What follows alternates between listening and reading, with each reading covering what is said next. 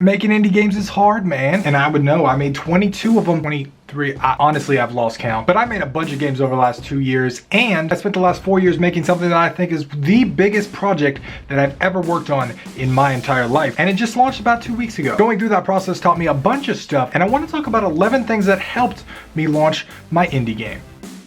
Hello world, my name is Tim Oswick, and I'm the developer of a game called Phallophobia: The Fear of Love, and I'm the founder of Game Dev Underground, a YouTube channel that helps you build, finish, and launch better games. So we're gonna go inside this brain, and I'm gonna share a few things that helped me actually finish my commercial indie game. Thing number one, having a launch date. The game's called Phallophobia: The Fear of Love. It was a game where love is literal hell, and all the enemies are hearts, and it was always supposed to launch around Valentine's Day. We missed the first launch date in 2018. I say we, really, I just mean me. Having missed that launch date, I got a bunch of comments and requests to just launch at some random time, like June or July or whenever I finished the game, because I didn't feel like I needed a whole year to finish the game and other people wanted to play the game. But ultimately, delaying the game a year and picking that launch date a year ahead of time is what helped me finish the game. I don't think I would have finished it without an actual specific launch date. I think a lot of people told me to, hey, just publish the game when it's finished. Just work on it as long as you want. But the game had already taken for some years, and yeah, that was a bad idea. So for me, having that launch date set solid in stone the second time around, not wanting to skip it again, helped a ton. And ironically, the first half of the game took 3.5 years.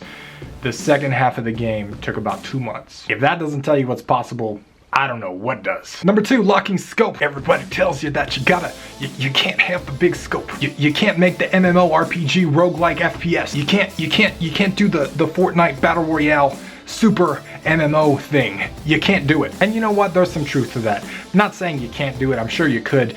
But do you want to? That's the thing. Locking scope stops you from turning your single player platformer into an epic MMO battle royale. Because we all like to modify things as we actually make a video game. It's a creative process. We like to keep adding shit until we've added too much shit and then start over to add more shit. But let's be real here. If you want to finish games, you've got to lock in the scope at some point. And for me, with the game Phallophobia: The Fear of Love, it was based on the 5 stages of grief. And so there was 5 worlds and a 6th world that was supposed to be post-campaign. And that was always what the game was supposed to be. And then I later defined that down into more specifics where each world was 25 levels. And so that gave me 100 total levels for the first 4 sections. And then the 5th section was this unique experience that was specific to what the character was going through narrative-wise. Doing that early, like a year before launch, well, actually, it was supposed to be the day of launch, but then we delayed it a year. But having the scope locked in is what actually helped me finish the game, because without that locked scope, I would have kept adding stuff and just going all over the place. But instead, I got to go into work mode and just do the work that I needed to do because the scope was pretty clear and that wasn't changing. I think that helped me a ton, honestly, in launching the game. Number 3, not being lonely. Tim, is there something you want to tell us? Game dev is lonely, man. Let's just be real. It's solo game dev, especially if you make games by yourself.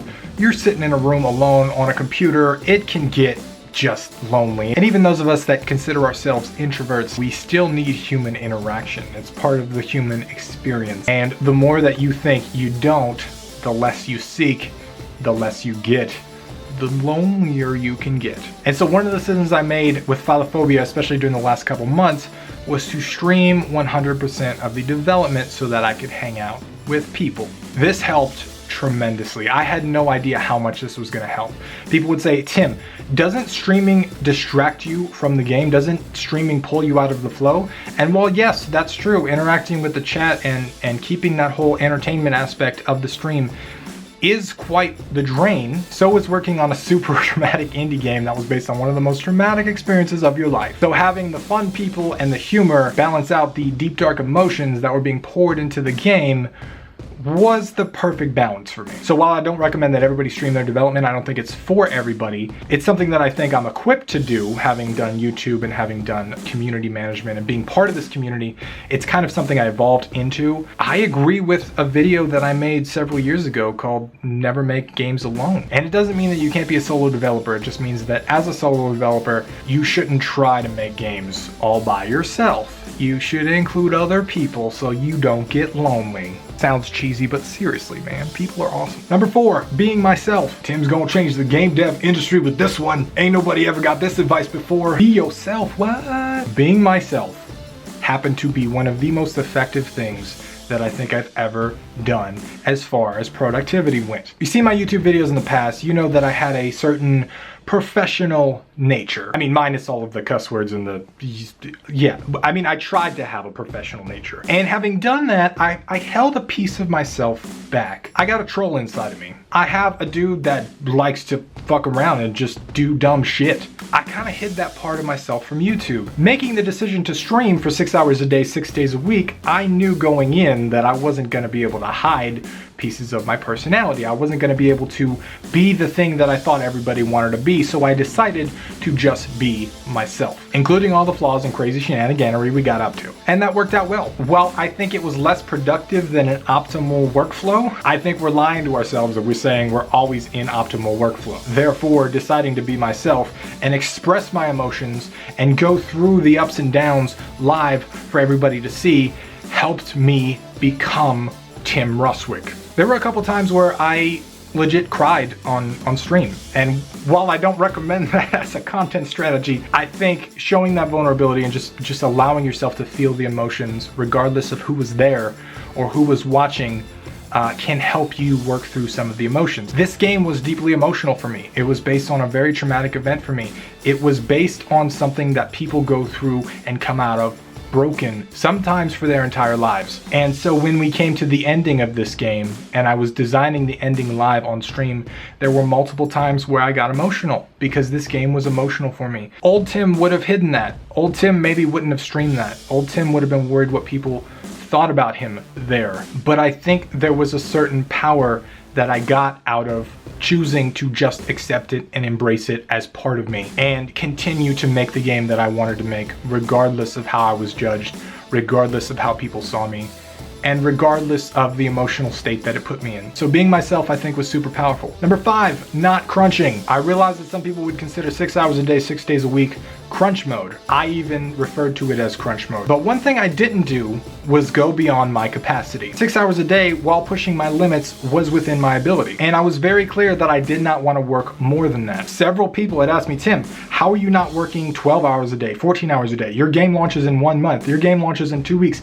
How are you not working harder? You're not done. I'm working 12 hours a day. I'm working 14 hours a day. These are the things they would say to me. And I would always repeat the same answer. I don't believe in killing yourself to create art. That's a problem. If we want to create something awesome, I think the best art is the thing that helps you. If I were to hurt myself actually in the process, even though this game was designed to help myself, I think that would kind of defeat the purpose for me. Not saying that you can't crunch. Some people would consider 6 hours a day crunch, and that's okay. For me, it wasn't, and at no point did I feel overwhelmed. At no point did I feel like I was doing more than I could do. 6 hours a day, 6 days a week definitely would not be sustainable long term, but for 8 or so weeks, it was perfectly fine. So fuck all the 12-hour a day bullshit and all that stuff. You don't need to do that to launch an indie game, as long as you can stay productive-ish. Number 6, making my own decisions. People like to do research. Some people are scared to trust their gut to do things. There was one such instance with me. I reached out to a bunch of people that I respected because I wanted to launch a Founders Edition, a collector's edition of Phallophobia. This game took me 4 years of my life.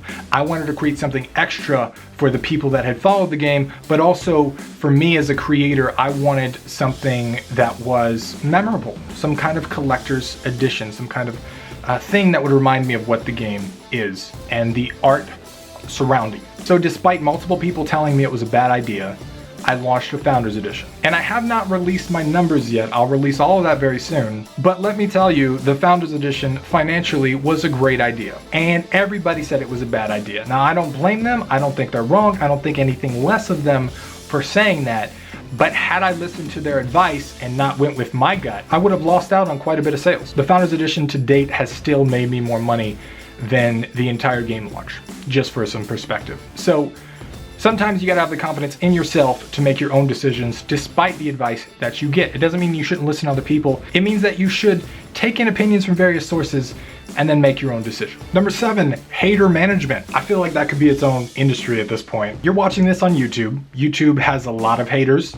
They like to comment stuff that's mean. Spent a couple years working with that, dealing with that, learning a little bit about that. So when it came time to launch, I was prepared for people to talk shit. A lot of people can't emotionally handle it when someone says some dumb shit. And the things that hurt the worst aren't even the surface level insults. Tim, you're fat. Tim, your game sucks. Tim, we hate you. What a stupid D-bag. I legit bring those up and we laugh about those on stream. Things that hurt the worst are the backstabs, the insecurities, the people that can eloquently tell you that you're shit, the people that play through your game and say some horrible shit. And this is separate from feedback, right? There's certainly people that have negative feedback or didn't like the game or have their own opinions, and that's fine. But there's a certain type of person that will go out of their way to ruin things for you. They will consistently try to stop you from doing things and achieving things, and they will try to bring you down. It took me a long time to be able to get over that. It took me a long time to get through that. In fact, I've had conversations with other developers, and that's one of the hardest aspects of launching a game for them. It's no joke. I've been bullied. I've had a YouTube channel. I've been through some shit. Having some of that experience in a weird way kind of helped me. And if you're scared of like people saying negative things about you, you shouldn't be scared.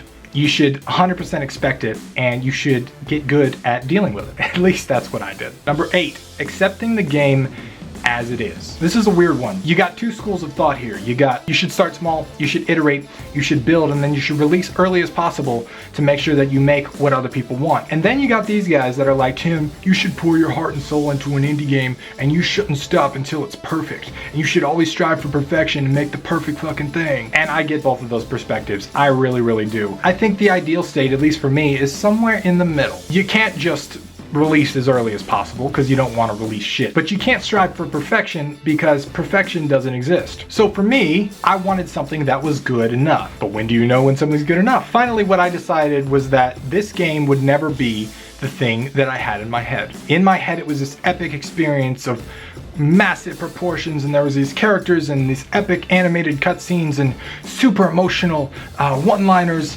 and the music was amazing and it matched the dialogue perfectly and all this stuff. And the thing that I was capable of creating was not that. Doesn't mean it wasn't good, it just means it wasn't that. And for me, learning to accept that was one of the most profound moments in my game dev history, because I realized for the first time that the art that you create never turns out how you want it to turn out, but that doesn't make it any less art.